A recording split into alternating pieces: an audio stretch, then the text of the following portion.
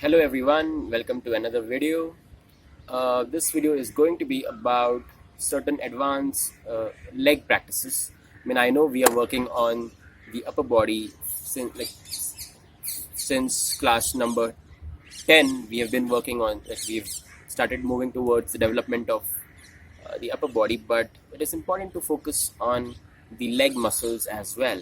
Now, when I say leg muscles, mainly we're talking about the hamstrings and the quadriceps. We've already spoken about practices for the leg muscles like the chair pose or the hands to the toe pose, but those are very good practices for developing the quads and the hamstrings. But we can do something which is even more advanced than that. And this video is going to be about two practices that you can do, which are like advanced practices for development of the quads and the hamstrings.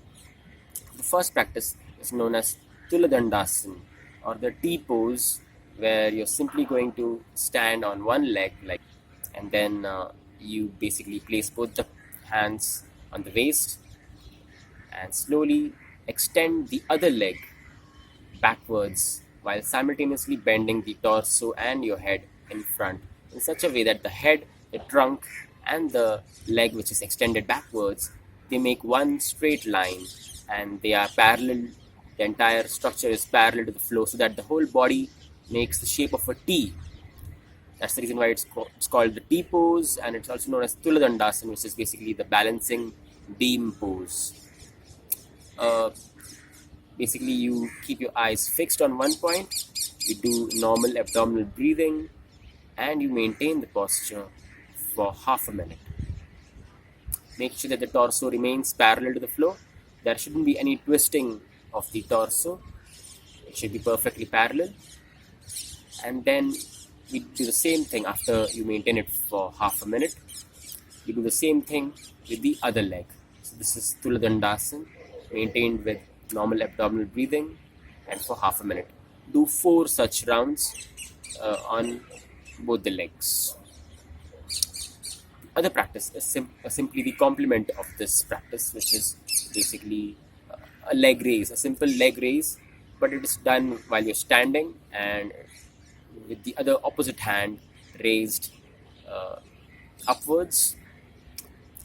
You simultaneously lift the opposite leg such a way that the leg is parallel to the floor, and then you're basically using the abdominal muscles and the muscles of the leg to basically maintain the position of the leg parallel to the floor.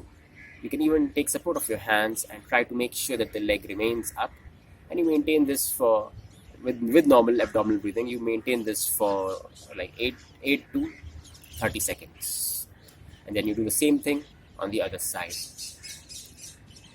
So you can do 4 such rounds with each leg. So that is the complementary leg raise, which is a perfect complement to the Tuladandasana. And these were the 2 advanced leg practices that you can try out. If you find the chair pose and the hands to the toe pose too easy for your body, then you can switch to these advanced practices. Now over here, I would also like to add that at a time, because there are so many postures that you can practice, right? So even in the school of Tantra, there are like around 42 to 43 asanas, but a person can't practice all the 42 practices in a single day, right? In fact, we are not supposed to do that as well. The ideal thing to do is to, at a time, you're just supposed to practice 4 to 6 postures. Like if you're practicing in the morning or in the evening, at a time, it should only be either 4 to 6 postures, not more than that. 4 to 6 postures at a time is good enough, because every posture you're going to be doing 4 times, and you're going to maintain it for a minimum of 8 seconds and a maximum of half a minute. So that itself is it is a lot of physical work. So that's why you don't have to practice all the yoga asanas, all the yogic postures in one single day. In fact, it's better if you practice only 4 to 6 postures at a time on a given day. So that's it for now. Thanks for watching.